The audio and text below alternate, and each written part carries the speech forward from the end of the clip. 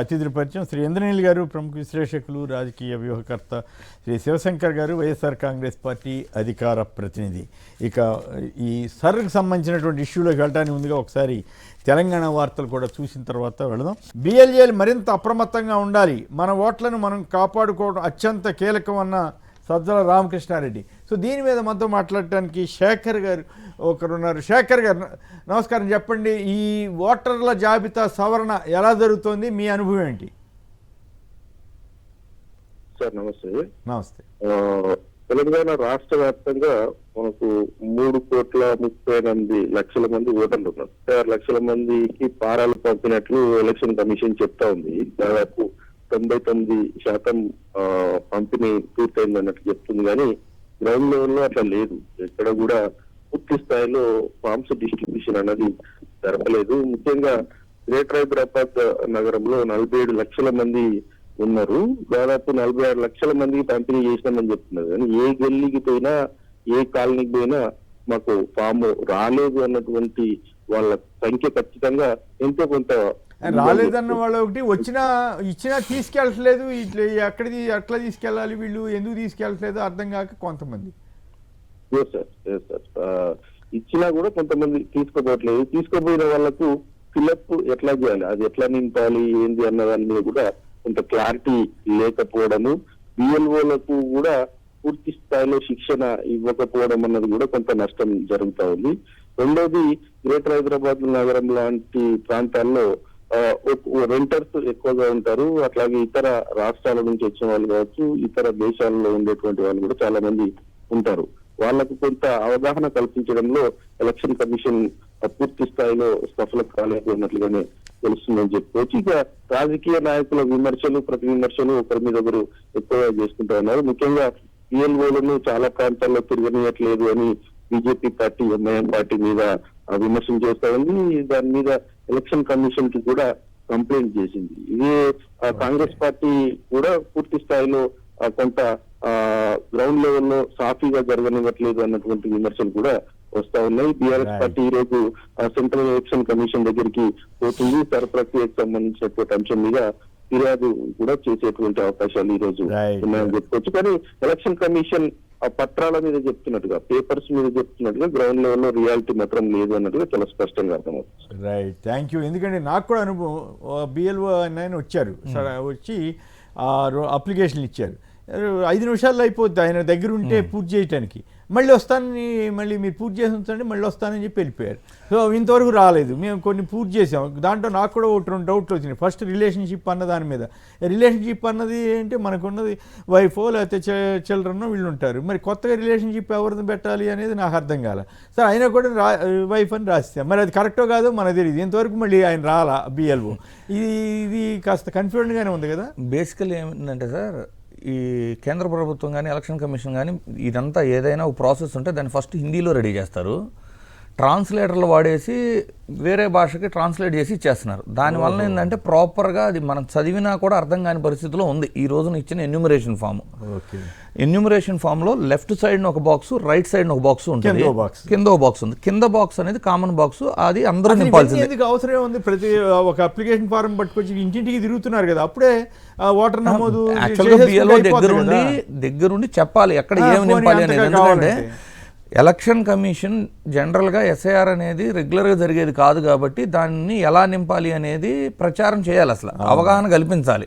కానీ కేంద్ర రాష్ట్ర ప్రభుత్వాలు కానీ ఎలక్షన్ కమిషన్ కానీ ఎస్ఐఆర్ ఎలా నిర్వహించాలి, లేదు ఆ పత్రాన్ని ఎలా నింపాలి అనేది ఎక్కడా కూడా ప్రచారం చేయట్లా.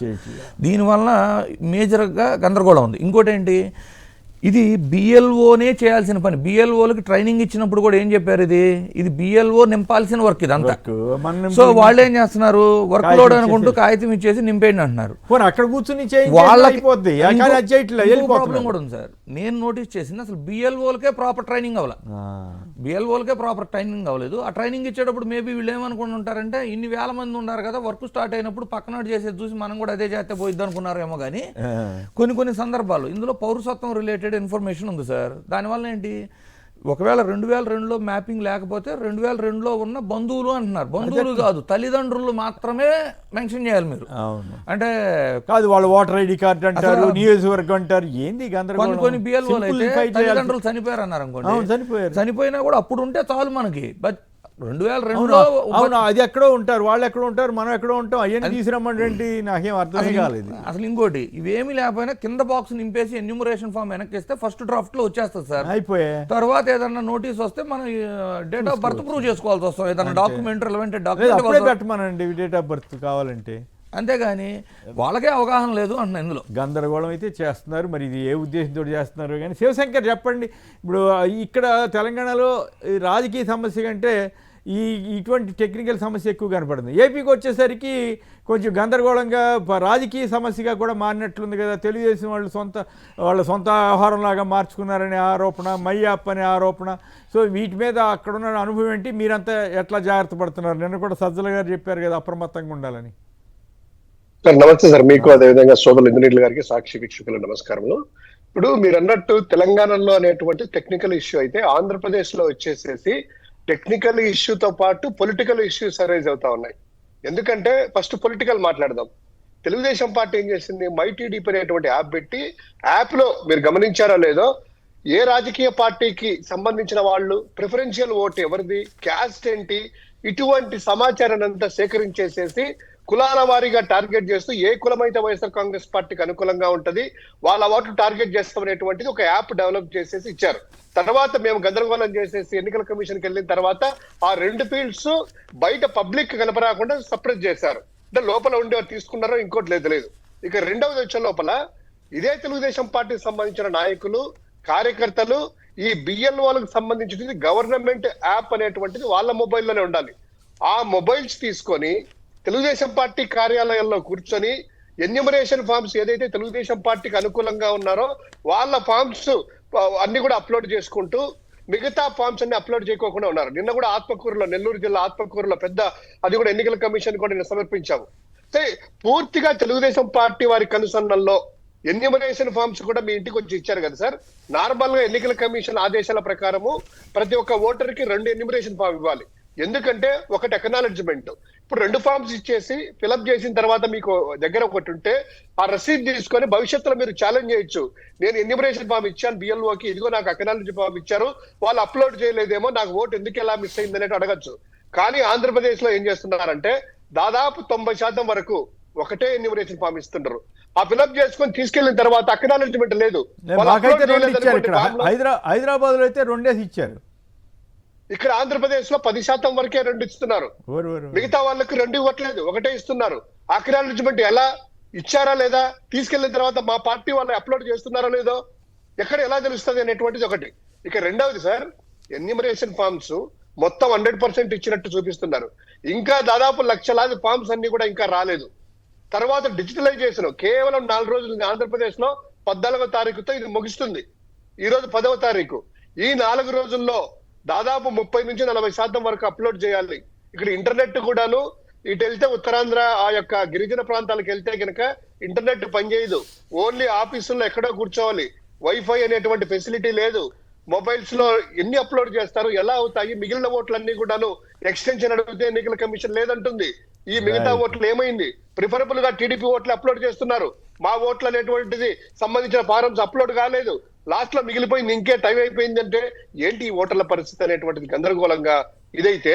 ఇక టెక్నికల్ అంశాల దోళ్ళకి వస్తే సార్, సాక్షాత్తు నేను ఒక 2-3 ఎగ్జాంపుల్ చెప్తాను ప్రజలందరికీ అర్థమయ్యే విధంగా. మీరు అన్నట్టు రిలేషన్షిప్ ఫామ్ చేయకపోతే పాత ఓటు ఎక్కడుంది అనేటువంటి చూసుకోవడానికి బిఎల్ఓలకి ఒక లింక్ ఇచ్చారు సార్. 2002లో మీ ఓటు ఎక్కడుంది సెర్చ్ చేయడానికి ఇచ్చారు. ఉదాహరణ తీసుకుంటే సాక్షాత్తు మా పార్టీ కోఆర్డినేటర్ సజ్జల రామకృష్ణారెడ్డి గారిది ఒక 10 రోజుల నుంచి మేము ప్రయత్నాలు చేస్తా ఉన్నాం ఓటు గురించి. ఎందుకంటే చెప్తాను, సజ్జల రామకృష్ణారెడ్డి గారు 2002లో హైదరాబాద్ లో ఓటు వేశారు. హైదరాబాద్ 2004వ సంవత్సరంలో 2009లో డీలిమిటేషన్ అయినాయి. ఏ ఓటు అక్కడికి తెలియదు. 2002లో ఆయన నియోజకవర్గం ఎక్కడో ఆ ఓటు అనేటువంటిది ఓటర్ కార్డు తర్వాత ఎపిక్ నెంబర్ చేంజ్ అయింది. తర్వాత ఆంధ్రప్రదేశ్ కి అయినా ఫామ్ 8 పెట్టి షిఫ్టింగ్ చేసుకున్నారు. ఈ రోజు బిఎల్ఓ వచ్చి ఫారం ఇచ్చారు ఆయన ఇంటికాడికి. పొన్నూరు నియోజకవర్గం వస్తుంది అయింది, మన rain tree park Nagarjuna university ఎదురుగా. ఆ బిఎల్ఓ వచ్చిన తర్వాత పాత ఓటు ఎక్కడుంది అని చెప్పి రిలేషన్ ఫామ్ చేయండి సార్ నేను అడిగాను. నాకు తెలియదు హైదరాబాద్ లో ఓటు వేశానంటే, ఈ సెర్చ్ చేసి చూస్తే సార్ హైదరాబాద్ లో నియోజకవర్గాలు ఎక్కడ చూస్తే ఆయన ఓటు లేదు. ఆంధ్రప్రదేశ్ లో 2002లో ఓటు లేదు. బిఎల్ఓలు ఏమంటారు, సార్ 2002 ఓటు కావాలి కదా అంటారు. నందెందుకయ్యా ప్రజెంట్ ఓటు ఉంది కదా అంటే ఒక వ్యక్తికి పార్టీ కోఆర్డినేటర్ కి ఆయన ఓటు తెలంగాణలో ఎక్కడుందో ఇంతవరకు సెర్చ్ కాలేదు.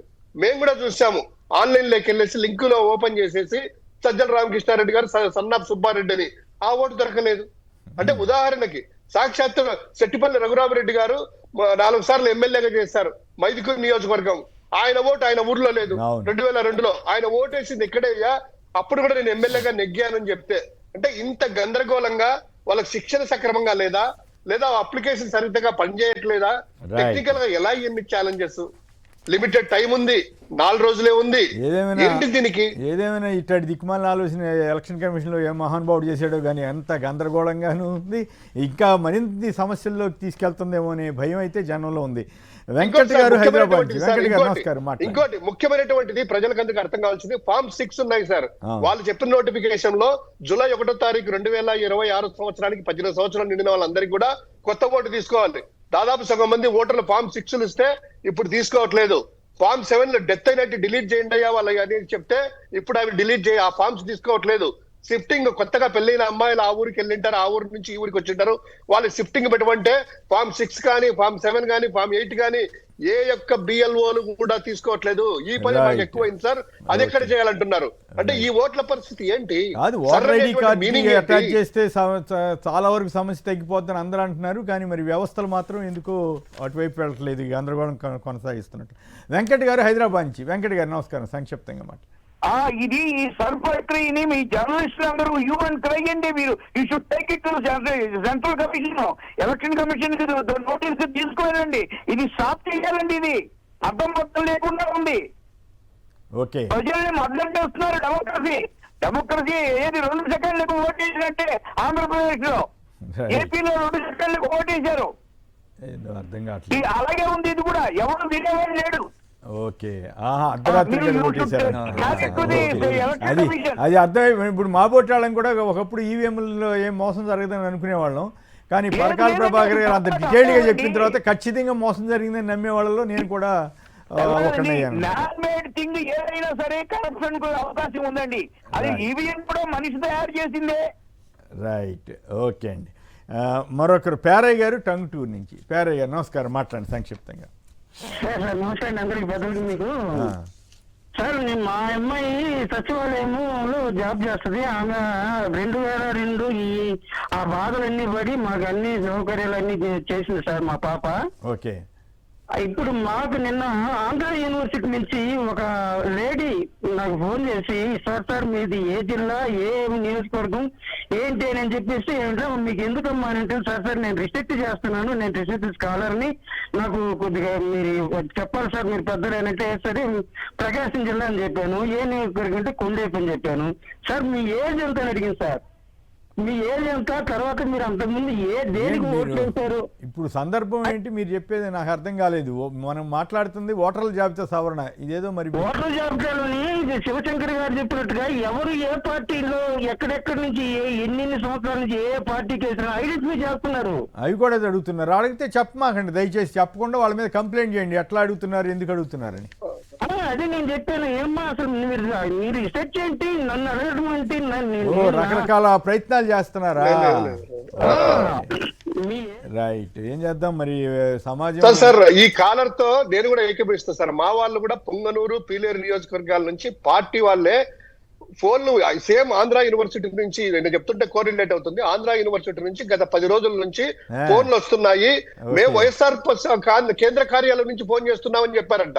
అని వీళ్ళు అడిగారు, ఏమైనా సర్వే చేస్తున్నారా మీరంటే, మనం ఏం సర్వే చేయలేదు, జెడ్పీటీసీ ఎన్నికల్లో మీరు ఓటేస్తారా, ఎవరు క్యాండిడేట్, మీరు ఏ పార్టీకి అంటే ఆయన చెప్పినట్టు పార్టీ ప్రిఫరెన్షియల్ ఓటు టెలికాలర్ ద్వారా తీసుకుని ఆ ఓటు తొలగించడానికి ప్రణాళిక జరుగుతుందా అనేటువంటి అనుమానాలు బలపడతా ఉన్నాయి సార్. రైట్, ఓకే, చూద్దాం మరి. నేనేం మోసాలు చేయడానికి, అధికారం అనేటువంటిది అట్లా ఉంటుంది అనుకుంటా. అధికారం ఒకసారి రుచి మరిగిన తర్వాత ఎట్లయినా సరే గెలవాలి అనే తాపత్రయంతో.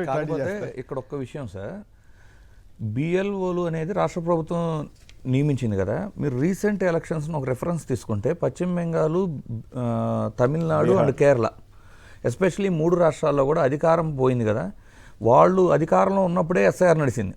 బిఎల్ఓలు వాళ్ళ మనుషులే, అత్యధిక ఓట్లు పోయింది సీఎం కాన్స్టిట్యున్సీల్లోనే.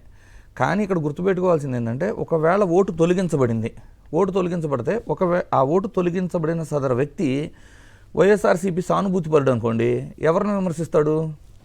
వాళ్ళు కావాలని నా ఓటు తీసేశారు కుటుంబం వాళ్ళు అంటారు. న్యూట్రల్ వ్యక్తి యొక్క ఓటు తొలగించబడింది అనుకోండి, అది యాడ్ చేయించుకోవడానికి 4 రోజులు ఇబ్బంది పడిన తర్వాత ప్రభుత్వ వ్యతిరేకతగా మారుతుంది. ఒకవేళ టీడీపీ సానుభూతిపరుడు ఓటు తొలగించబడింది అనుకోండి, ఏమవుతుంది? ఇంత కష్టపడి నేను పార్టీకి పనిచేసి అధికారంలో తీసుకొస్తే నా ఓటే తీసేస్తారా అంటారు. సో సర్లో మేజర్ డ్యామేజ్ అనేది అధికారంలో ఉన్న పార్టీకే. సో జాగ్రత్తగా అందరికీ న్యాయం చేయగలిగితేనే రేపు అధికారంలో ఉంటారు. రైట్. శివశంకర్ గారు, ఏంటి అనంతపురం వివాదం సద్దుమణిగిందా, ఇంకా అరెస్ట్లోనే ఉన్నారు ఆయన? అలాగే ఉంది సార్. అనంతపురంలో చాలా ఉద్రిక్త పరిస్థితులు ఉన్నాయి. ఎక్కడ కూడా వైఎస్ఆర్ కాంగ్రెస్ పార్టీ నాయకులను బయటికి వచ్చినా, ఆయన దగ్గరికి వెళ్ళినా, తోపుదుర్తి ఇంటి దగ్గరికి వెళ్ళాలన్నా ఆయన కనీసం బిఎల్ఏలతో, ఎస్ఐఆర్ గురించి బిఎల్ఏలతో 4 రోజుల టైం అయిందని ఒక రివ్యూ మీటింగ్ పెట్టుకుంటే కనుక కనీసం ఆ మీటింగ్ కూడా అలో చేయకోకుండానే ఆయన్ని తోపుదుర్తికి తీసుకెళ్లేసి ఆయన అరెస్ట్ చేయడము. అదే విధంగా ఏదైతే రెచ్చగొట్టే వ్యాఖ్యలు చేశారో అదే జిల్లా అధ్యక్షుడు ఆయన ఎంఎస్ రాజు గారు ఇష్టం వచ్చినట్టు కులాల పేరు చెప్పి నేను పలానోడిని నువ్వు పలానోడి అని చెప్పి ఒక ఇద్దరి మధ్య వైషమ్యాలు రెచ్చగొట్టేటువంటి ఆయన ఇంటి దగ్గరేమో మొత్తం ఎమ్మెల్యేలను, నాయకులను టెంట్లు వేసి బయట టెంట్ల కింద కూర్చోబెట్టి పోలీసులు అక్కడాలో చేస్తున్నారు. ఇక్కడికేమో ఎవరిని రానియట్లేదు. అంటే ఇంత పార్షియల్ గా, ఇంత ఘోరంగా లా అండ్ ఆర్డర్ అనేటువంటిది పోలీసులు కనీసం అంటే కనుక చట్ట ప్రకారం చేయకపోయినా పర్వాలేదు, కానీ మరీ 1 సైడ్ గా చేయడం అనేటువంటిది నిజంగా చాలా బాధాకరము. ఈ రోజు అనంతపురంలో కాదు సార్, రాష్ట్రంలో ప్రతి చోట ఉద్రిక్త పరిస్థితులే. కనీసం మా వాళ్ళు ఎస్ఐఆర్ గురించి రివ్యూ పెట్టుకోవాలన్నా కూడా లేదు, ఏదైనా మాట్లాడాలన్నా లేదు, ప్రెస్ మీట్లు పెట్టాలన్నా లేదు. ఇంత ఘోరమైనటువంటి పరిస్థితులు ఆంధ్రప్రదేశ్ నెలకొని ఉన్నాయి. రైట్. ఓకే, శివశంకర్ గారు చెప్పండి, ఈ భూములపై బుకాయింపు ఏంటి? 22A వ్యవహారం నిన్న వీడియోలు కూడా వచ్చాయి. ఏబి వెంకటేశ్వర లాంటి వాళ్ళు కూడా 2017లో మొదలైన వ్యవహారం, పేరు నాని గారు దానికి ఆ విషయం చెప్పటం, ఇవన్నీ అయినా కూడా ఆయన ఎందుకు బుకాయిస్తున్నట్టు ఎందుకు మాట్లాడుతున్నారు? మరోవైపు ఈ సర్వే క్రెడిట్ ఎవరిది? మొత్తం నేను మొన్న ఒక ఫ్రెండ్ చెబుతున్నారు, ఇంతవరకు చేసిన సర్వేనే ఇప్పుడున్న ఆఫీసర్లు, ఆ స్టాఫ్ ఉంటారు కదా, తీసుకుని ఆ పేజీ ఫస్ట్ పేజ్ ఏదో మార్చేసి 6 నెలల్లో మీకు వస్తేలే సార్ అని చెబుతున్నారండి. కొత్తగా సర్వే జరుగుతుంది, ఏమి పెద్దగా ఏమి లేదన్నట్టుగా చెబుతున్నారు. ఎంతవరకు వాస్తవం? మొత్తం క్రెడిట్ అంతానేమో చంద్రబాబు గారు తీసేసుకోవాలని ప్రయత్నం చేస్తున్నారా? అసలు ఏంటి సంక్షిప్తంగా చెప్పండి సార్. ఇది సమగ్ర భూ సర్వే అనేటువంటిది వైఎస్ జగన్మోహన్ రెడ్డి గారి హయాంలో ప్రతిష్టాత్మకంగా తీసుకొని అత్యాధిక టెక్నాలజీతో చేశారు. దాని గురించి 2024 ఎన్నికల ముందు మనం గమనించాము. ఇదంతా కూడాను ఏదో భూములు దోచుకుంటాడు జగన్మోహన్ రెడ్డి గారు అని చెప్పిచ్చేసి కోట్లాది రూపాయలు ఖర్చు పెట్టి టెలికాలింగ్ ద్వారా ప్రతి ఒక్క ఓటర్కి, రైతులకి ఫోన్లు చేసి భయభ్రాంతులు చేశారు. అదేవిధంగా ప్రముఖ పత్రికలంతా ఫస్ట్ పేజ్ లో యాడ్స్ అన్ని ఇచ్చేసేసి ఇక అయిపోయింది, మీ భూములు మీ చేతుల్లో లేవని చెప్పి గందరగోళం చేసి దీన్ని రద్దు చేస్తామన్నారు. తిరిగి అధికారంలోకి వచ్చిన తర్వాత ఒక్క టెక్నాలజీలో ఒక్క చిన్న ఫీచర్ కూడా చేంజ్ చేయకుండా యాజ్ ఇట్ ఈజ్ ఏదైతే QR కోడ్ పెట్టి ఇచ్చేసేసి, ఏదైతే సమగ్రంగా చేసేసిన తర్వాత లాంగిట్యూడ్, లాటిట్యూడ్ తో అంటే అక్షాంశాలు, రేఖాంశాలతో కూడా ఇచ్చేసేసి ఆ యొక్క భూమి భద్రం చేసేసి ఆ యొక్క సర్వే రాళ్ళు పాతిచ్చినటువంటి దాన్ని ఎగ్జాక్ట్ గా కేవలం ఆయన మార్చింది ఏంటంటే సార్, ఆ బుక్ ఉన్నటువంటి దాంట్లో కవర్ పేజీ రంగు మార్చి లోపల ఉండేటువంటి ఫీచర్స్ ఇప్పటికి కూడా మేము ఛాలెంజ్ చేస్తున్నాము. ఈ కూటమి ప్రభుత్వాన్ని కానీ, కూటమి నాయకులు కానీ ఎవరైనా కూడాను జగన్మోహన్ రెడ్డి గారు ఇచ్చినటువంటి పాస్బుక్లు ఏదైతే ఉందో కలర్ కాకుండా మిగతా ఫీచర్స్ అన్ని కూడాను ఒక్క ఫీచర్స్ అయినా మీరు అదనంగా పెట్టారా? సేమ్ QR కోడే, సేమ్ మీ భూమి.gov.ap.in అనేటువంటి వెబ్సైట్ కూడాను అదే దాంట్లోనే క్లియర్ కట్ గా ఇచ్చేస్తే ఈ రోజు 2025 ఫిబ్రవరి 19వ తారీఖున కూటమి ప్రభుత్వం జగన్మోహన్ రెడ్డి గారు చేసినటువంటి ఈ యొక్క సర్వే దానికి కేంద్ర ప్రభుత్వం ఇచ్చినటువంటి ఇన్సెంటివ్ 397 కోట్ల రూపాయలు ఇన్సెంటివ్ కూడా వీళ్ళు తీసుకున్నారు. అంటే చాలా అద్భుతంగా ఉంది. అదే వీళ్ళు ఫాలో అవుతున్నారు అనేటువంటిది. ఇక ఈయన మాట్లాడింది సార్ నిన్న, దీని గురించి మాట్లాడకుండా 22A అనేటువంటిది జగన్మోహన్ రెడ్డి గారి హయాంలో మొత్తం అంతా కూడా నిషిద్ధ ప్రాంతాలు పెట్టారన్నారు కదా. ఎంత మాటలు, ఎంత అబద్ధాలు సార్. 20 లక్షల ఎకరాలని 20 ఏళ్ళు వాళ్ళ అధీనంలో ఉంటే కనుక వాళ్ళకి ఇవ్వాలి, వాళ్ళ హక్కులు కల్పించాలి అనేటువంటి చట్టం చేసేసి 22A నుంచి ఇనాం భూములు, సర్వీస్ భూములు అన్ని కూడాను చేసేసి వాళ్ళ హక్కులు కల్పిస్తే వీళ్ళు వచ్చాక అధికారంలోకి ఆ 20 లక్షల ఎకరాలని మళ్ళీ 22A నిషిద్ధ ప్రాంతంలో పెట్టి నిషిద్ధ ఆ యొక్క జీవో తెచ్చి పెట్టించేసేసి ఈ రోజు వాళ్ళు చేసేటువంటి ఆ యొక్క ఏదైతే ప్రజా సంబంధించినటువంటి గ్రీవియన్స్ ఉంటాయి కదా సార్, కలెక్టర్ ఆఫీస్ లో తీసుకున్నా వాళ్ళ పార్టీ ఆఫీస్ లో తీసుకున్నా గ్రీవెన్స్ లో వచ్చేటువంటి సమస్యలు, ప్రజల సమస్యలు ఏంటంటే 80% రెవెన్యూ సమస్యలే వీళ్ళు సృష్టించినట్టువే. ఇప్పటికీ కూడాను ఏపీ వెంకటేశ్వరరావు గారు కాదు సార్, కలెక్టర్ ఆఫీస్ లో కూర్చుంటే మనకు తెలుస్తుంది 200 మంది ఆ రోజు వస్తే కనుక 200 మందిలో 150 మంది అయ్యా మా భూమికి సంబంధించినటువంటి నెంబర్ లెక్కలేవు, మా భూమి పాస్బుక్ ఇంకా కాలేదు, మిటేషన్ కావట్లేదు అనేటువంటిదే. కేవలము చంద్రబాబు నాయుడు గారు ప్రతి నెల ఎల్లేసేసి ఏదో ఒక నియోజకవర్గంలో పెట్టి ఈ యొక్క భూమి సర్వేలు పట్టాలు ఆయనే కనిపెట్టేట్టు, ఆయనే పాసు పుస్తకాలు కనిపెట్టేటట్టు, ఆయనే పెన్షన్లు ఇచ్చినట్టు ఏదో ఒక ఈవెంట్ చేస్తా ఉన్నారు సార్. ఇంకోటి మాట్లాడచ్చో లేదో కానీ ఇది నిన్న ఆ యొక్క మీటింగ్ లో చూస్తే సార్, ఒక ముఖ్యమంత్రిగా నియోజకవర్గానికో ఆ జిల్లాకో వెళ్తే ప్రజలందరూ కూడాను పేపర్లో కూడా రాసేవాళ్ళు, అబ్బా ఏ వరాలు ఇస్తారో ముఖ్యమంత్రి గారి నియోజకవర్గానికి, ఏ వరాలు ఇస్తారో జిల్లా. కనీసము ఈయన వెళ్ళినప్పుడు ఆ జిల్లాకు కానీ నియోజకవర్గానికి కనీసం ఒక డిగ్రీ కాలేజో, పాలిటెక్నిక్ కాలేజో, ఒక 100 పడకల ఆసుపత్రిలో, ఒక పార్క్, ఒక రహదారిలో ఏదైనా ఇస్తే ఎక్కడనే సార్ కేవలము జగన్మోహన్ రెడ్డి గారిని తిట్టడము, గొడ్డరి పార్టీ అనడము. జగన్మోహన్ రెడ్డి గారు నిన్నైతే మరీ దారుణంగా ఆ తల్లి వాళ్ళ యొక్క ఫ్యామిలీని ఎట్లా మాట్లాడుతున్నారంటే, ఇదే ఆయన చూశారు 24 గంటలు కూడా గడవక ముందు ఇడుపులపాయలో ఆ తల్లి కుమారుల యొక్క ఆప్యాయత, ప్రేమ, ఆ యొక్క అత్తా కోడళ్ళ యొక్క ప్రేమ చూసుకొని అక్కడ ఉన్నా కూడాను మళ్ళీ విషయం చెప్పడమే. ఆ ఇష్యూలోకి మళ్ళీ వెళదాం. పవన్ కళ్యాణ్ పై ఆదాయ పన్ను శాఖకు ఫిర్యాదు చేస్తా ఉంటున్న జడా శ్రావణ్, ఇది ఒక ఇంట్రెస్టింగ్ ఎపిసోడ్గా ఉంది.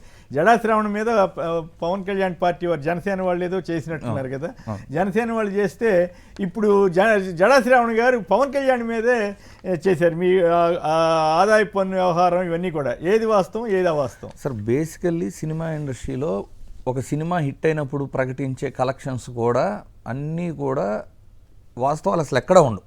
బేసికల్లీ అదంతా ఏంటంటే క్రేజ్ క్రియేట్ చేసి ప్రేక్షకులను థియేటర్లకు రప్పించడం కోసం చేసే డ్రామాలు అవన్నీ. నాకున్న నాలెడ్జ్లో అయితే పవన్ కళ్యాణ్ గారికి ఆడుంటే గ్రాస్ వచ్చి ఉంటే ఒక అత్తారింటికి దారి ఏదైనా టచ్ చేసి ఉండాలి. ఇప్పటి వరకు అయితే 100 కోట్ల సినిమాలు చేసుకున్నాడు. ఇప్పుడు అయితే 5-6 సినిమాలు, అసలు 5-6 సినిమాలు 100 కోట్లు చేసినట్టు చెప్తున్నారు కానీ ఇప్పటిదాకా ఉండదు అది. రెండోది ఏంటి అంటే రెమ్యూనరేషన్ కూడా ఆయన ఏమని నాకు రోజుకు 2 కోట్లు ఇస్తారు నాకేం అవసరం అన్నారు. అలా మాట్లాడితే చంద్రబాబు గారు నా దగ్గర 1,00,000 కోట్లు ఉన్నాయని కూడా ఎలక్షన్ క్యాంపెయిన్లో ప్రకటించి ఉంటారు, నాకేం అవసరం అన్నట్లు. సో ఇవన్నీ కూడా ఏంటంటే క్రెడిబిలిటీ లేని మాటలు. ఓకే, ఇక్కడ పాయింట్ ఏంటి, జడా శ్రావణ్ గారి మీద వీళ్ళు కంప్లైంట్ చేశారు, ఆయన ఏదో 20 కోట్లు ఖర్చు పెట్టానన్నాడు, దాని మీద ఎంక్వైరీ చేయండి అని. ఇప్పుడు పవన్ కళ్యాణ్ గారి మీద ఈయన కంప్లైంట్ చేస్తున్నాడు. ఆయన లెక్క ప్రకారం 600 కోట్లు చూపించాలి ఇన్కమ్ ట్యాక్స్లో, సుమారుగా 600 కోట్లు, ఎంత 600 కోట్లు చూపించాలి ఆయన ఆదాయం. మరి 200 కోట్లే చూపించారు, ఈ ఎట్లా 14 కోట్లే చూపించారు, ఇదంతటికీ ట్యాక్స్ కట్టండి అని. ఈ రెండింటిని అసలు ఇన్కమ్ ట్యాక్స్ రెండు యాక్సెప్ట్ చేస్తారు, ఎందుకంటే ఇది వ్యక్తిగతంగా ఇన్కమ్ ట్యాక్స్ అనేది మన ప్రూఫ్స్ మనం పెట్టుకుంటాం. ఇప్పుడు 2 సందర్భాలలో కూడా ఇప్పుడు జడశ్రావణ్ అవ్వచ్చు లేదు పవన్ కళ్యాణ్ అవ్వచ్చు, వారేంటంటే పీపుల్ని ఇన్ఫ్లుయెన్స్ చేయడం కోసము రాజకీయంగా మాట్లాడిన స్టేట్మెంట్సే కానీ వాటికి పెద్ద వాల్యూ అంటే జడా శ్రావణ్ మీద ఏమన్నా ప్రొసీడ్ అయ్యి ఇన్కమ్ ట్యాక్స్ కూడా ఈ రోజుల్లో ఇప్పుడు చూసాం కదా, ఈడీ ఆఫీసు ఆయన ఎవరినో అధికార బలంతో ఏదైనా కేసులు కట్టాలి అనుకుంటే కట్టచ్చు ఇప్పుడు, అంతేగాని యాక్చువల్గా ఈ స్టేట్మెంట్స్ కి క్రెడిబిలిటీ ఉండదు అంట నేను. అంతేనా? కాదు, ఈ బొల్లినేని శ్రీనివాస్ గాంధీపై క్రిమినల్ కేసు పెట్టారట.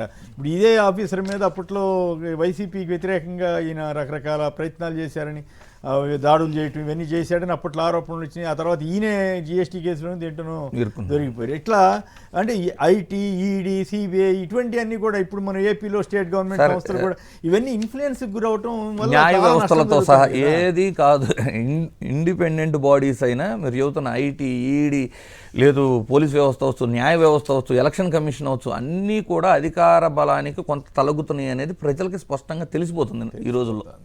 రైట్, వాళ్ళది రక్త చరిత్ర, నేను కొత్త చరిత్ర లిఖించబోతున్నా. ఎందుకు ఇట్లాంటివి మాట్లాడతారు ఈయన చంద్రబాబు గారు పదే ఎందుకు మాట్లాడటం అనేది ఒక ఆయన గౌరవానికి తగిందేనా? ఇంకోవైపు కొడాల నాని గారు దానికి కౌంటర్గా మీది బూడిద పార్టీ అని, అట్లాగే అమ్మటి రాంబాబు గారు తడిగొడ్డల పార్టీ అని, అట్లాగే ఈయనేమో తల్లి చెల్లి అంటే మీ మామగారి సంఘం ఏమన్నారు నిన్నని వాళ్ళు. సో ఎందుకు అని అనిపించుకుంటున్నారు చంద్రబాబు గారు? నిజంగా రక్త చరిత్ర అవుతుంది, మత విద్వేషాలు రెచ్చగొడుతున్నది ఎవరు? ఈయన డమ్మీ సీఎం అని అనిపించుకోవటం వల్ల ఉపయోగం ఏంటి? నిజంగా డమ్మీ సీఎం అయ్యారు, పోనీ నిజంగా ఆ పరిస్థితి వస్తే లోకేష్ గారికి సీఎం పదవి ఇచ్చేస్తే పోతుంది కదా, దాంట్లో ఏమి ఇబ్బంది వచ్చింది? ఆ పని ఏదో చేసేస్తే గౌరవంగానే ఉంటుంది కదా. ఏమిటి ఈ డమ్మీ సీఎం అని కొడాలి నాని గారు అంటాం, వీళ్ళదేమో గొడ్ల పార్టీ అని అంటాం, ఈ ఓవరాల్గా మత విద్వేషాలు అని అంటాం.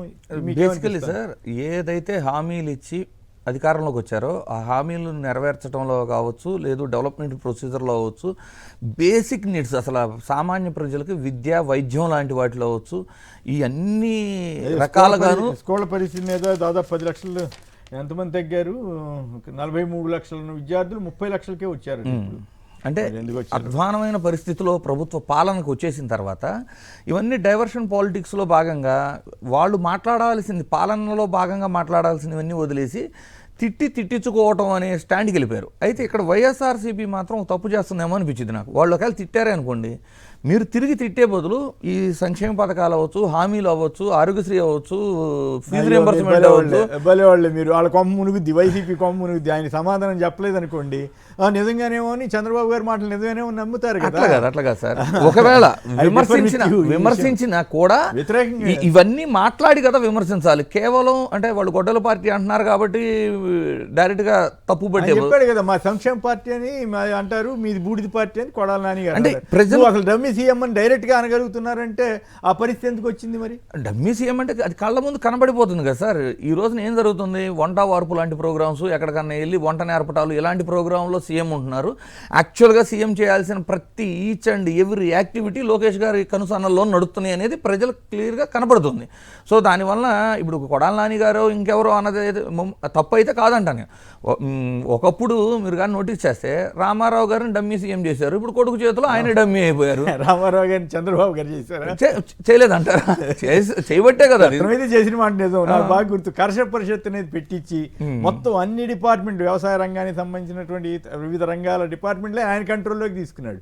అది వాస్తవం. ఎన్టీ రామారావు గారిని డమ్మీగా చేసినా చేయకపోయినా అంత ఆ స్థాయిలో కాకపోయినా మొత్తం మీద కంట్రోల్ అయితే ఈయన ఎక్కువగా ఉండేది కదా చేసిన మాట వాస్తవం. మీరు డమ్మీ అనండి, ఇంకోటానండి. ఇప్పుడు అదే జరుగుతుంది. ఇప్పుడు ఈయన ఆ పరిస్థితిలోకి వెళ్ళాడంటారు.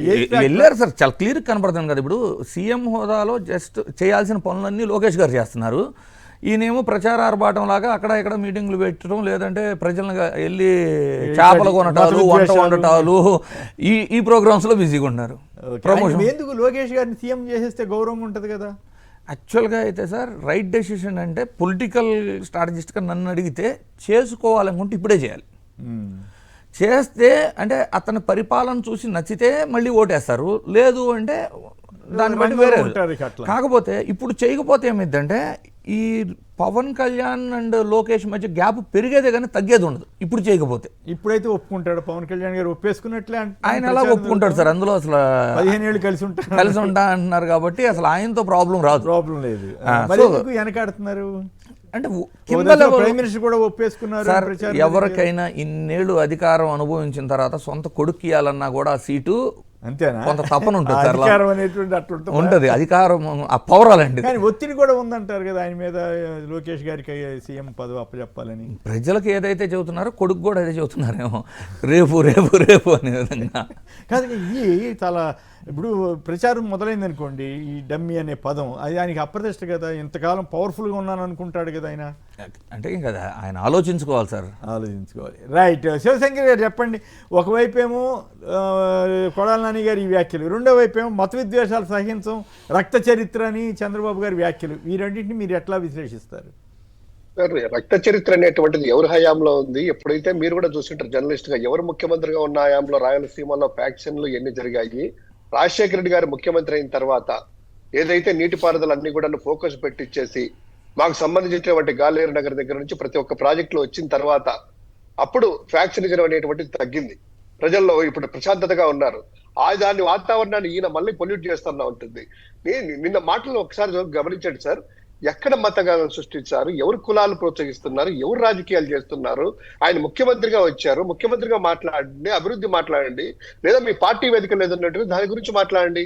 కులాల గురించి ఎప్పుడైనా జగన్మోహన్ రెడ్డి గారు కానీ వైఎస్ఆర్ కాంగ్రెస్ పార్టీ కానీ ఆ ప్రస్తావన తెచ్చిందా? కూటమి నాయకులే పదే పదే మతము కులం అని ప్రతి ఒక్క దేవుడిని, శ్రీ వెంకటేశ్వర స్వామి వారిని, లడ్డును కూడా తీసుకొని వచ్చేసి మతాలను ఎవరు సార్ అంటగట్టింది?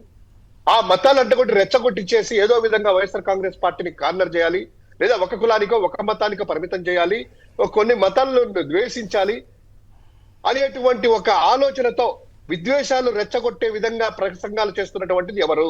ఇది రాష్ట్ర ప్రజలందరికీ తెలిసే ఆయనకు స్పందన లేకనే కొత్త కొత్త ప్రయోగాలతో వస్తా ఉన్నారు. ఇక డివిఎస్ సార్ ఏదైనా డైవర్షన్ చేయడానికి ఈరోజు సాయి కుమార్ లాకప్ డెత్, క్రాంతి కుమార్ది అట్టడికి పోతా ఉంది. మొత్తం అంతా కూడాను దాన్ని డైవర్ట్ చేయడానికి ఏదో విధంగా ఈ రావణ్ని తీసుకొని వచ్చారు. రావణ్కి వైఎస్ఆర్ కాంగ్రెస్ పార్టీకి ఏంటి సార్ సంబంధం? ఈ రోజు యూట్యూబ్ లో కానీ గూగుల్లో కానీ కొడితే ఆ రావణ్ అనే వ్యక్తి జగన్మోహన్ రెడ్డి గారిని, వైఎస్ఆర్ కాంగ్రెస్ పార్టీని ఎలా తిట్టాడు, ఎలా ట్రోల్ చేశారు, ఎలా చేశారంటది. వైఎస్ఆర్సీపీకి అల్జీమర్సా, జగన్మోహన్ రెడ్డికి అల్జీమర్సా? ఏంటి జగన్ నిద్రపోతున్నావు, మోదీ కాల్స్ ఫోన్ చేయాలంటే కాన్ఫరెన్స్ ఎందుకు జాయిన్ కాలేదు, భయపడ్డావా? ఇటువంటి అనేకమైన తంబునేల్స్ ఇంకా ఈ యూట్యూబ్ లో ఉన్నాయి. ఎవరు కొట్టే సెర్చ్ చేస్తే వస్తాయి. ఒక ఇంటర్వ్యూలో అంటాడు సార్, ఒక ఇంటర్వ్యూ అది కూడా ఇంకా డిలీట్ చేయలేదు, చూడలేదు అనుకుంటారు. ఇదే రావణ్ అనేటువంటి ఒక జర్నలిస్ట్ అడిగితే, ఏమయ్యా చంద్రబాబు నాయుడు గారు నారా లోకేష్ ఇన్ని చేస్తా ఉంటే కనుక వాళ్ళు ఎందుకు విమర్శించావంటే, బ్రదర్ నా టార్గెట్ పవన్ కళ్యాణ్ ఒకరే అంటారు.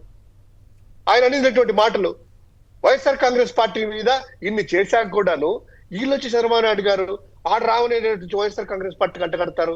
మాధవ్ అనేటువంటి ఆయన వచ్చేసి కనీసం ఆయన కూడా వెనకబడ్డారేమో రేసులో, ఏమైనా నెక్స్ట్ ఎమ్మెల్సీ వస్తారో లేకపోతే కనుక చంద్రబాబు గారి ప్రాపకం కోసమో తెలియదు కానీ ఆయన కూడా రావణ్ అనేటువంటిది పెంచి పోషిస్తారంటారు. ఎవరు సార్ రావణ్కి మాకు పార్టీకి ఏం సంబంధం? ఒకే ఒకటి చెప్తున్నాము, సాయి కుమార్ కావచ్చు, రావణ్ కావచ్చు, కేవీ రెడ్డి కావచ్చు, కేవీ రెడ్డి భార్య కావచ్చు, ఇంక్లూడింగ్ కొమ్మిరెడ్డి శ్రీనివాస్ గారు కావచ్చు, పోసాని గారు కావచ్చు, ఎవరినైనా కూడాను ప్రజాస్వామ్యంలో రాజ్యాంగం కల్పించినటువంటి దీన్ని ఆ యొక్క హక్కులను హరించినా, మానవ హక్కులు హరించినా వైఎస్ఆర్ కాంగ్రెస్ పార్టీ ముందుంటది. నిజంగా మీకు ఏదన్నా క్రైమ్ చేశారనేట్టు మీరు భావిస్తే చట్టాల ప్రకారము కేసులు పెట్టండి, విచారణ చేయండి. అంతేగాని అదే కేసులు పెట్టి బయటకు వస్తే ఇంకో కేసు పీటీ వారెంట్లని రాష్ట్రం అంతా పోసాని గారిని ఏ విధంగా చెప్పారో, అంతేందుకు సార్ లైవ్ మిమ్మల్ని ఎంత ఇబ్బంది పెట్టారో. తర్వాత ఈ రావణ్ అనే వ్యక్తి కూడాను ఆయన శిక్షలు ఇచ్చినా ఇంకోటి ఇచ్చినా కూడా వైఎస్ఆర్ కాంగ్రెస్ పార్టీ చట్ట ప్రకారం వెళ్తే కనుక మాకేం అభ్యంతరం లేదు. కానీ ప్రశ్నించే గొంతులు తొక్కాలనేసి అతన్ని ఆసరాగా తీసుకొని యుఏపిఏ చట్టం పెట్టి రాజద్రోహం, దేశద్రోహం కేసులు పెట్టించేసి ఈ రాష్ట్రంలో రాజ్యాంగం కల్పించినటువంటి హక్కులను అణిచివేస్తామంటే మాత్రం వైఎస్ఆర్ కాంగ్రెస్ పార్టీ ముందుకు వస్తుంది.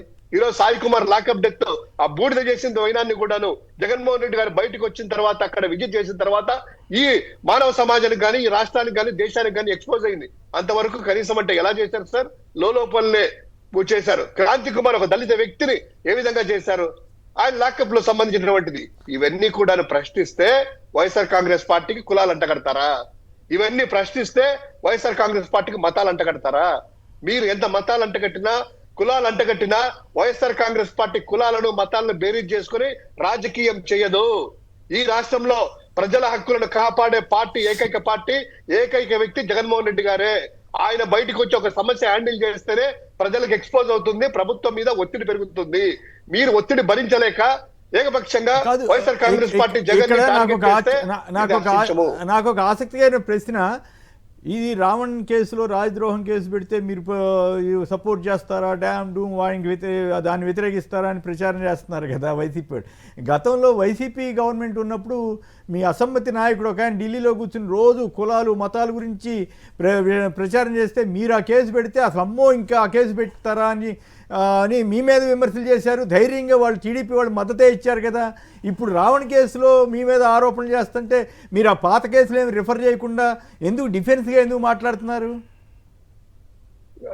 సార్ డిఫెన్స్ కాదు, కోర్టులో ఉంది. మీరు అన్నట్టు రాజద్రోహం కేసు దేశంలో మొట్టమొదటి అని చెప్పి ఆ రోజు ఏదో అన్నారు. నిజంగా ఆయన వీడియోలు, ఆడియోలు చేసేసి మతాలను, కులాలు రెచ్చగొట్టేటువంటి కులాలు, మతాలు రెచ్చగొట్టిన వాళ్ళకి టీడీపీ మద్దతు ఇచ్చినట్లే కదా. మరి ఆ పాయింట్ కరెక్ట్ కాదా? నాకు అర్థం కాదు, అది అర్థం కాక అడుగుతున్నాను. లేదు, మీరు అనేది అక్షరాల సత్యం సార్. ఇదే టీడీపీ వాళ్ళు, ఇదే చంద్రబాబు నాయుడు, ఇదే ఎల్లో మీడియా నానా రభస చేసేసి అదే ఆయనకు సమర్థించేసి ఇదేంటి రాజద్రోహం కేసా, ఇది దేశంలో మొట్టమొదటిసారిగా పెట్టారన్నారు. ఈ రోజు యూట్యూబర్ మీద దేశంలో మొట్టమొదటిసారిగా రాజద్రోహము ఈ యూఏపీఏ చట్టం అనేటువంటిది ప్రయోగించడం అనేటువంటిది మన యొక్క భారతదేశ చరిత్రలో మొట్టమొదటి కేసు ఒక యూట్యూబర్ మీద. దీన్ని కోర్టులో కూడా ఛాలెంజ్ ఎక్కడో శ్రీనగర్ చేశారు. దగ్గర ఎక్కడో ఒక జమ్మూ కాశ్మీర్లోనూ ఎక్కడో ఒక లేడీ పాకిస్తాన్ వాళ్ళతో సంబంధాలు పెట్టుకున్న కేసు మీద అప్పుడు పెట్టారు, అంతేగాని ఇతను మాట్లాడిన వాటి మీద పెట్టడం అయితే మొదటిసారి. కరెక్ట్. అదే ఏం మాట్లాడినా కూడా వైఎస్ఆర్ కాంగ్రెస్ పార్టీ రావణ్ వచ్చేసి వైఎస్ఆర్ కాంగ్రెస్ పార్టీ వ్యక్తి ఈయన మద్దతు తెలిపారు. అంటే రాజ్యాంగాన్ని పరిరక్షించండి అయ్యా, హక్కులను కాపాడండి అని మాట్లాడితే ముద్ర వేసేయండి. అంటే మీడియా బలంతో గొంతు వాళ్ళు ఏం చేసినా రైటు, మీరేం చేసినా తప్పు అనే పరిస్థితి తీసుకొస్తున్నారు. అది మీరు ఇందాక ఇంద్రనీల్ గారు అన్నట్లు కొంత డిఫెన్స్లో ఏమైనా పడుతున్నారా అనే డౌట్ సహజంగానే వస్తుంది కదా. 2 పాయింట్లు మీరు అప్పుడు చేసింది ఏంటి, ఇప్పుడు జరుగుతుంది ఏంటి, మేము ఎక్కడ మత్తు ఇచ్చామని చెప్పడం తప్పు కాదు, కానీ ఆ రోజుల్లో వాళ్ళు ఏం చేశారనేది కూడా మీకు గుర్తుండాలి కదా అనేది నా పాయింట్. అవునా కాదా ఇంద్రనీల్ గారు? ఇప్పుడు రావణ విషయం తీసుకుందాం ఎగ్జాంపుల్కి. ఫస్ట్ రావణ విషయం తీసుకుంటే మనం సమర్థించు, అతను అభ్యంతరకర వ్యాఖ్యలు చేస్తే నాకు అసలు అది మీరని కాదు ఎవరైనా. నేనేమంటున్నానంటే రావణ్ వైఎస్ఆర్సీపీ అధికారంలో ఉన్నప్పుడు వైఎస్ఆర్సీపీని విమర్శించిన వ్యక్తి, అలాగే ప్రెసిడెంట్ అయితే 24/7 పవన్ కళ్యాణ్ ని విమర్శిస్తున్న వ్యక్తి. అతను ఎప్పుడూ కూడా టీడీపీని కానీ చంద్రబాబుని, లోకేష్ని, బాలకృష్ణ కానీ ఎవరిని విమర్శించిన వ్యక్తి కాదు. ఇంకా వాళ్ళ పరిపాలన బేషుగా ఉంది అనే విధంగా వీడియోలు చేసిన వ్యక్తి అతను. అది కూడా చేశారు. అలాంటి వ్యక్తిని ఇప్పుడు వైఎస్ఆర్సీపీకి అంటగట్టేస్తున్నారు. ఇందులో ఒక చిన్న మిస్టేక్స్ కూడా ఏంటంటే సార్, ఇప్పుడు వైఎస్ఆర్సీపీ ఉంది, రావణ్కి కావాలంటే న్యాయ సహాయం అందిస్తామని ప్రకటించారు, అందులో తప్పు లేదు. నేనేమంటానంటే ఎవరికైనా ఒకరికి అన్యాయం జరుగుతుంది అంటే ఆబ్వియస్లీ ప్రతిపక్షంగా సపోర్ట్ చేయాలి. కానీ ఇక్కడ ఏంటి అంటే వాళ్ళ కుటుంబం ఎవరన్నా వచ్చి బాబు మాకు కొంచెం సపోర్టివ్ అడిగితే చేస్తే బాగుండిద్దేమో అనేది నా ఒపీనియన్. ఆ ఒక్క స్టాండ్ ఉంది చూసారా, అంటే ఏంటి వాళ్ళు అడక్కముందే వీళ్ళు అప్పుడు వైసీపీ అసమ్మతి ఎంపీ, అసమ్మతి నాయకుడు టీవీలో కూర్చుని ఇష్టం వచ్చినట్టు కులాలు మతాలు పెడతా ఉంటే అప్పుడు ఆయన కుటుంబం వెళ్ళి మీ వాదనలో కొంత లోపం ఉందే. లేదు, పూర్తిగా వినంటే నేనేమంటానంటే ఒక నిమిషం నేనేమంటాను అంటే జనరల్గా జగన్ గారి మనస్తత్వం కానీ వైఎస్ఆర్సీపీ పార్టీ స్టాండ్ ఏంటంటే పార్టీలకు అతీతంగా న్యాయం చేయటం, అది సంక్షేమమైన ఏదైనా. సో ఇప్పుడు కూడా అదే స్టాండ్లో ఆ ఉద్దేశంతోనే వీళ్ళు తీసుకున్నారు. ఏది రావణ విషయంలో కూడా అతనికి ఇబ్బంది కాదు. మీరు గమనించలేదు, మొదట జయశ్రావణ్ గారు వాళ్ళు మీరు అపోజిషన్ ఉండి ఇట్లాంటి ఘోరాలు జరుగుతుంటే మాట్లాడడానికి కూడా వాళ్ళు ఆయన విమర్శించారు. మీరు ఆ సంగతి మర్చిపోతున్నారు. ఆ తర్వాత ఓవరాల్ గా ఉపాపి కేసు పెట్టిన తర్వాత ఇది తప్పు అని జయశ్రావణ్ గారు నిన్న మొన్న 2 days బ్యాక్ కూడా మరలా వైసీపీని విమర్శించారు. సో వాళ్ళందరినీ ఏదో వైసీపీ అనుకుండి ఏదేమైనా ఒకటి మాత్రం వాస్తవం. ఇంద్రనీల్ గారికైనా ఎవరికైనా చెప్పేది, రావణ్ అనేటువంటి వ్యక్తిని వైఎస్ఆర్ కాంగ్రెస్ పార్టీ ఎప్పుడు కూడాను ఓన్ చేసుకోలేదు, మద్దతు ఇవ్వలేదు. ఆయన మీద పెట్టినటువంటి యూఏపీఏ చట్టం అనేది ఉంది కదా, ఇది ఆ యొక్క చట్టం వచ్చేసేసి ఇది ఈ రోజు పెట్టడం వల్ల మిగతా సమాజాన్ని భయపెడుతున్నారు. ఇది అప్లికబుల్ కాదు కదా, మీకంత కక్ష ఎందుకు, ఇటువంటి వాడకూడదు అనేటువంటిది మాత్రమే వైఎస్ఆర్ కాంగ్రెస్ పార్టీ పదే చెప్తా ఉంది. చట్టాలను గత ప్రభుత్వం రాజద్రోహం కేసు పెడితే ఇంకే ఉందని గగ్గోలు పెట్టిన చంద్రబాబు గారు ఇప్పుడు అదే ప్రభుత్వం, ఆయన ప్రభుత్వం ఎట్లా పెడుతుంది అనే ప్రశ్నకు కూడా సమాధానం దొరకట్లేదు. అది నాకు అర్థం కాని విషయం. గత ప్రభుత్వంలో రాజద్రోహం కేసు పెట్టారన్న దాన్ని అప్పుడు టీడీపీ ఎట్లా బిహేవ్ చేసింది అన్నది మీరెందుకు పెద్దగా ప్రస్తావించట్లేదో నాకు అర్థం కాలేదు. ఒకవేళ అక్కడ ఏమైనా లోపం జరిగిందా లేదా ఇప్పుడు మర్చిపోయారా? ఒకవేళ నాది పొరపాటు నాకు తెలియదు. ఓవరాల్ గా చూసినప్పుడు చంద్రబాబు గారు చెప్పే మాటలకి జరిగే అంతకుముందు ఆయన చేసిన విషయాలకి ఇవన్నీ కూడా పోల్చి చెప్తే ఆశ్చర్యం వేస్తా ఉంటుంది. ఏదేమైనా ముఖ్యమంత్రి స్థాయిలో ఉన్న వ్యక్తి మత విద్వేషాలు, దేవాలయాలు వీటి గురించి పదే మాట్లాడటం ద్వారా ఆంధ్రప్రదేశ్ సమాజానికి ఏం సంకేతం ఇస్తున్నారు? ఏ చీఫ్ మినిస్టర్ అని ఇట్లా ఇంత ఈ స్థాయిలో మాట్లాడుతున్నారా? పైగా దట్టు నేను కులాలకి మతాలకి అతీతం, నాకు అన్ని మతాలు ఒకటే అని చెప్పినటువంటి ఒక ఆయన ఇప్పుడు చెప్పిన చంద్రబాబు గారు ఇప్పుడు నాకు మా మతం మా దేవుడు అనే పరిస్థితి రావడం అయితే నాకు ఆశ్చర్యం. ఇక్కడ మత విద్వేషాలు రెచ్చగొట్టొద్దు అని నిన్న ప్రసంగంలో కూడా 2-3 ఎగ్జాంపుల్స్ వైఎస్ఆర్సీపీ అధికారంలో ఉన్నప్పుడు జరిగింది. మేముంటే ఇలా జరగమంటున్నారు కదా. నీ పక్కన కూర్చోబెట్టుకున్న నీ డిప్యూటీ సీఎంఏ గతంలో మా ఇంట్లో దీపారాధనలో సిగరెట్లు వెలిగించుకునేవాళ్ళు అని ప్రస్తావించిన వీడియోలో ఉంది. నాకు చాలా అంటే మాట్లాడారు. ఈ ఒకటి double stand మీరు గురించి సార్, చెప్తున్నాను. సార్, ఒకటి మీరు Double ఇందాక- stand. ముస్లిమ్స్ దగ్గరికి వెళ్ళినప్పుడు మాట క్రిస్టియన్స్ దగ్గరికి సార్. వెళ్ళినప్పుడు మాట ఇట్లా చాలా చెప్పారు. రైట్ టైం మీరు అన్నట్టు ఇందాక చిన్న కంక్లూజన్ సార్, ఒక సెకండ్. ఓకే, టైం మీరు అన్నట్టు ఇందాక వైఎస్ఆర్ కాంగ్రెస్ పార్టీ గత ప్రభుత్వంలో చేసినటువంటిది ఇప్పుడు ప్రశ్నించేసి దీన్ని రాజకీయం చేయదలుచుకోలేదు సార్. ఏదైనా కూడా సమస్యను ఫస్ట్ ప్రజల్లో తీసుకెళ్ళేసి Right. ఖచ్చితంగా అన్ని కూడా కౌంటర్లు ఇస్తాము. రాజకీయం Right. కోసం అయితే అది వేరే విధంగా ఉండదు. రాజకీయం కాకుండా ఈ వ్యక్తికి ఆ చట్టం అనేటువంటి అప్లికబుల్ కాదు. తర్వాత నెక్స్ట్ స్టేజ్ లో మీరు ఇలా చేశారు అలా చేశారు అనేటువంటిది వస్తుంది సార్. ఇప్పుడు ఎక్కడ రైట్. defense లో లేదు కావచ్చు, ఇంకోటి లేదు. ఏదేమైనా నాకు నచ్చిన పాయింట్ ఏంటంటే జగన్ గారు ఆయా సందర్భాల్లో వాళ్ళ దగ్గరికి వెళ్ళి బాధితుల దగ్గరికి వెళ్ళి మతం గురించి కానీ కులం గురించి కానీ ఇట్లాంటి ఏ విద్వేషపూరితమైన వ్యాఖ్యలు చేయకుండా రావటం అనేది గ్రేట్. అదే అంతకంటే పెద్ద సీనియర్ చంద్రబాబు గారు 4 సార్లు సీఎం అయిన ఆయన రోజు మతం గురించి, రోజు కులం గురించి, రోజు ఆలయాల గురించి, దేవుళ్ళ గురించి మాట్లాడటం నాకైతే నచ్చలేదు. గతంలో ఇంత ఘోరంగా లేడు ఆయన. ఇప్పుడు ఎందుకు అట్లా అయిపోయాడో మరి. కొడాల నాని గారు చెబుతున్నట్లుగా ఆయనకి ఆయన స్థాయి ఆయనకి ఆయనే తగ్గించుకుంటున్నారేమో. నాకైతే అది కొంచెం బాధ అనిపిస్తుంది.